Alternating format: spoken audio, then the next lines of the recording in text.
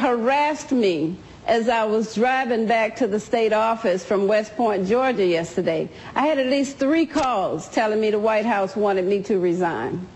So the pressure came from the White House. And the last one asked me to pull over to the side of the road and do it. She said, well, Shirley, they want you to pull over to the side of the road and do it, because you're going to be on Glenn Beck tonight. Shirley Sherrod.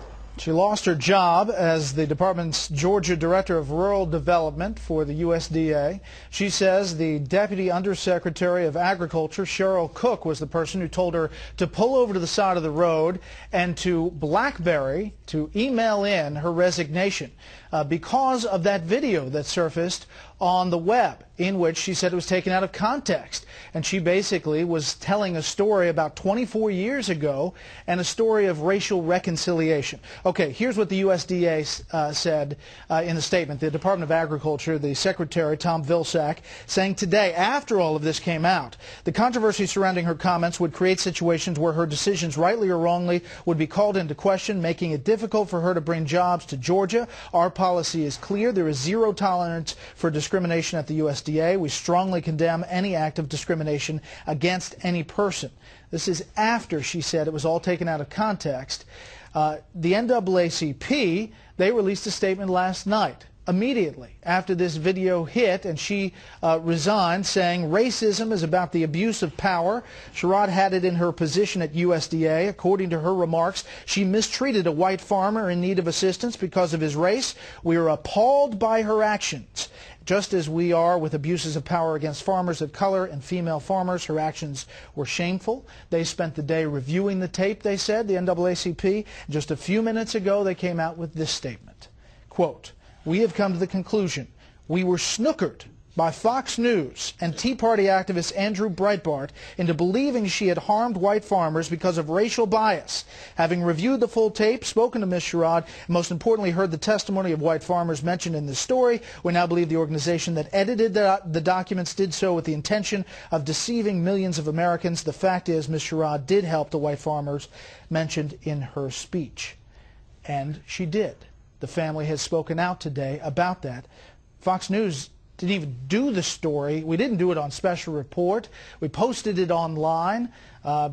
It's an amazing turn of events here. Let's bring in our panel. Juan Williams, news analyst for National Public Radio. KT McFarland, Fox News national security analyst, and syndicated columnist Charles Krauthammer. Juan, what about this? You know, this happened 24 years ago. She mentions it as a story of reconciliation, as you described it, Brett, in a March speech.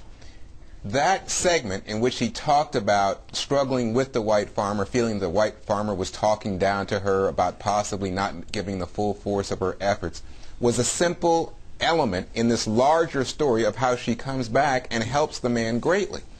Now, it's then the case that she says that she feels that the NAACP, in its fight with the Tea Party over whether or not there's racism with the Tea Party, jumped the gun and started to put political pressure for her resignation on people like Agriculture Secretary Tom Vilsack.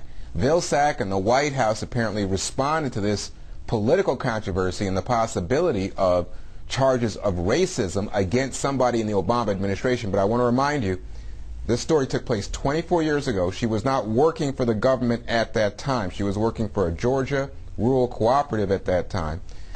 Now, in her current position, Vilsack and the administration, I think, acting, as if they are wearing a hair shirt over any racial issue, decided that she had to go. I agree that you don't want to tolerate racism, whether it's from a white person against a black person or a black person against anybody, no racism. But I think that this story has been thoroughly screwed up. The NAACP, I will give them credit, they were snookered. And they acted rashly, and they have hurt this woman. Fox News. They said they were snookered by Breitbart or whoever put the video. And Fox News, they said in their release. I don't know. But I mean, they put out the video. The video also said, Juan, in one part of the video, she says back in March 27th in this speech, that's when it was revealed to me that it's poor versus those who have. It's not so much about white and black, but it opened my eyes. KT, it says that in the clip that was online for the entire day. The White House reacts quickly and has her forced resignation, and the NAACP acts quickly and says it's appalled. Yeah, well, now we'll see what the White House does. Do they change their mind like the NAACP did? But I look at it, and two wrongs don't make a right. You know, the Justice Department refuses to prosecute the Black Panthers, but yet on the other hand, now they've railroaded a woman into her resignation when, as you point out, this was a real act of courage on her part. It was, if it's true that the tape shows that it's reconciliation on her, we should be celebrating her. And the other thing is, wasn't it just a year ago that we had the beer summit where we were all sitting down together and talking, and now we're in this racially charged atmosphere? Charles, one of the elements of this is that the administration is looking at poll numbers. The Fox News Opinion Dynamics poll, President Obama's approval rating among whites, disapproval 54%, approval 36%. Washington Post, ABC News poll, Obama approval rating disapprove 56%, approve 40%.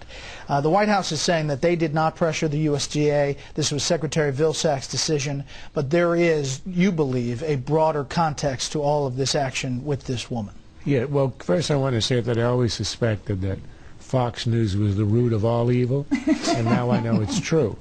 That was a really remarkable statement from the NAACP. They obviously reacted without even knowing that this had happened a quarter of a century ago, their original statement.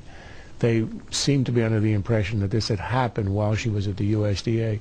In the Obama administration, they didn't speak to her. As she said herself in the interview, nobody spoke to her. Nobody from USDA had spoken to her. Nobody from the NAACP had spoken to her. She is owed an apology, a restitution, and the restoration of her job. I don't think there's any question about that. It is a heartwarming story of what happened.